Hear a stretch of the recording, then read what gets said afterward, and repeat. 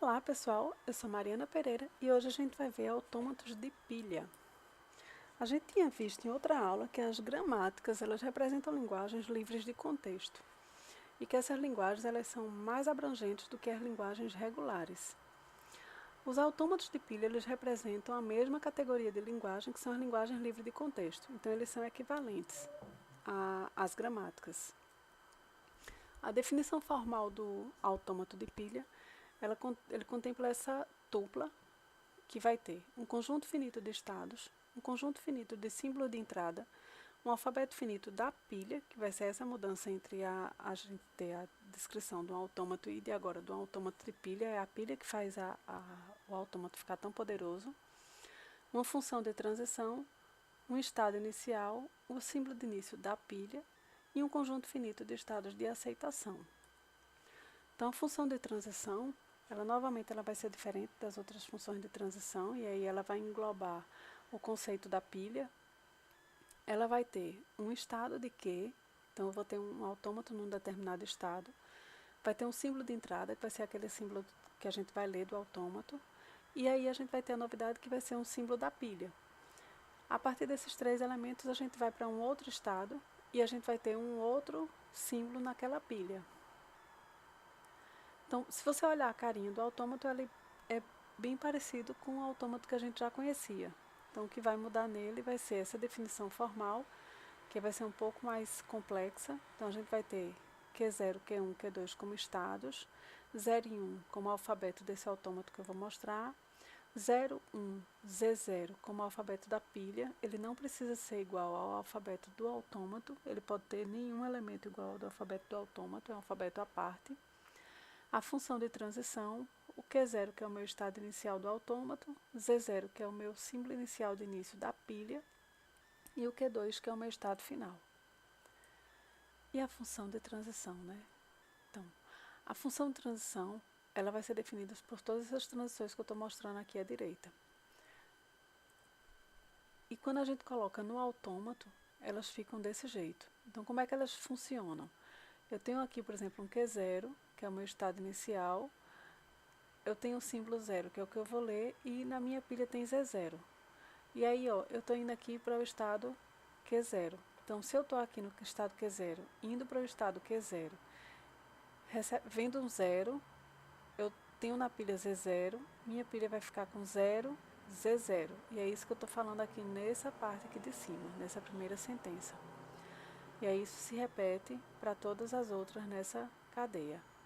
Uma transição um pouco diferente são essas aqui de baixo, que tem o epsilon.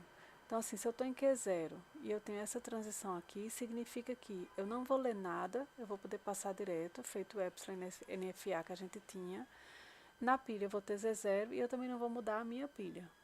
Então, esse aqui é um pouco diferente, mas o resto é bem simples. E se eu quiser saber se uma cadeia pertence a um autômato de pilha? Então, eu tenho, por exemplo, essa cadeia que é 1, e eu quero saber se ela pertence a esse autômato que eu estou mostrando. Eu vou ter que partir desse conjunto que vai ser o meu estado inicial, o símbolo inicial da pilha, e aqui eu coloco a string que eu estou procurando, porque eu vou tentar andar pelo autômato para ver se ele vai ser consumido. Então, se eu estiver aqui no Q0 e eu tiver Z0 na pilha, eu posso tanto ficar aqui no Q0 quanto ir para Q1. Então, se eu ficar no Q0, eu vou aumentar o número 1 aqui na minha pilha. Então, eu vou ter aqui 1Z0 e eu vou consumir um elemento 1 da minha cadeia. Então, se eu tinha 4 vezes o número 1, agora eu venho só para 3 vezes o número 1, porque eu consumi um desses elementos. Se eu for para Q1, eu não vou consumir nada da minha cadeia e eu não vou mudar nada na minha pilha. Então, eu venho para Q1 com a minha cadeia do mesmo jeito e com a minha pilha do mesmo jeito. Daqui, eu posso partir para Q2 e aí, ó, de Q1 partindo para Q2, eu não consumo nada na minha pilha e nem mudo nada na minha string. Aí, o que acontece? Minha string aqui continua a mesma, porque eu tenho esse epsilon aqui que diz que eu não vou fazer mudança na minha string, e o meu Z0 continua Z0. Eu vim para cá no Q2 desse jeito. Se eu tiver no Q0, eu posso consumir o 1, então eu, em vez de ter 111, agora só tenho 11, e na minha pilha eu vou colocar mais um 1. Então, em vez de eu ter só 1 Z0, agora eu tenho 11 Z0. Ou eu posso, de Q0, eu vim para Q1. E aí eu vou usar essa transição aqui, na qual a minha cadeia não muda, eu tinha um epsilon aqui, e a minha pilha também não muda. Veja que se eu tinha 1, eu continuo com 1, que vai ser o que vai acontecer aqui. Eu tinha 1 Z0 e eu vou para 1 Z0. Uma coisa interessante é que esse caminho aqui a gente já pode ver que não vai levar a consumir minha cadeia. Por quê? Porque eu cheguei no Q2, do Q2 eu não vou para canto nenhum, porque é o meu estado final e não tem nenhuma transição saindo dele, e eu continuo com a minha cadeia. Então esse não vai ser o caminho que vai chegar a me mostrar como eu consumo essa cadeia.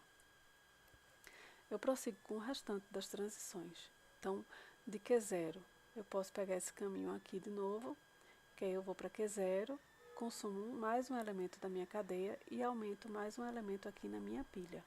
Ou eu posso ir para Q1, no qual não mudo minha cadeia e a minha pilha também não mudo.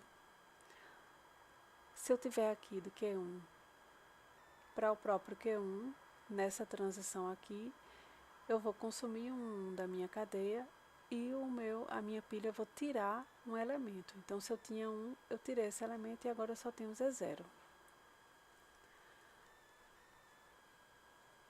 Aí eu tenho agora mais 4 caminhos. Então, de Q0, eu posso continuar em Q0, eu vou consumir novamente o elemento e a pilha vai aumentar.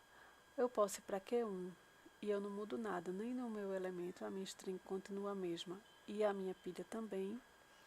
Eu posso do Q1 continuar em Q1, consumindo um número da minha string e consumindo um número da minha pilha. Ou eu posso ir para Q2 com a minha pilha e a minha string da mesma forma.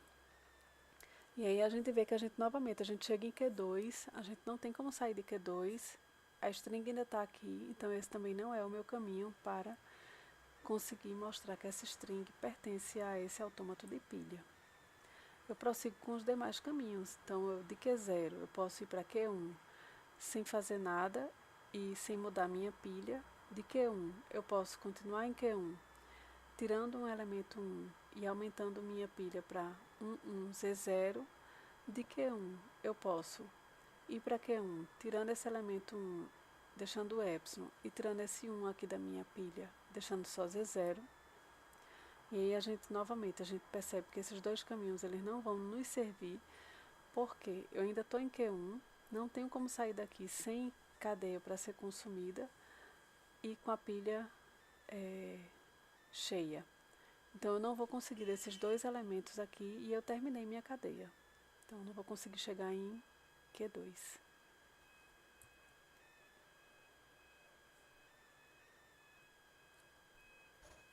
Aí de Q1 aqui, eu vou conseguir chegar em Q2 sem fazer nada. Então eu não consumo nada e a minha pilha está com Z0.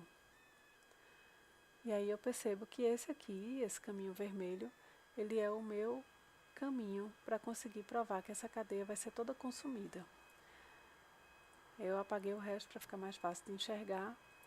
E aí eu tenho outra forma, que é a forma que eu represento isso. Então, eu mostrei cada transição só para que fique claro para vocês como é que vocês vão fazer essas transições.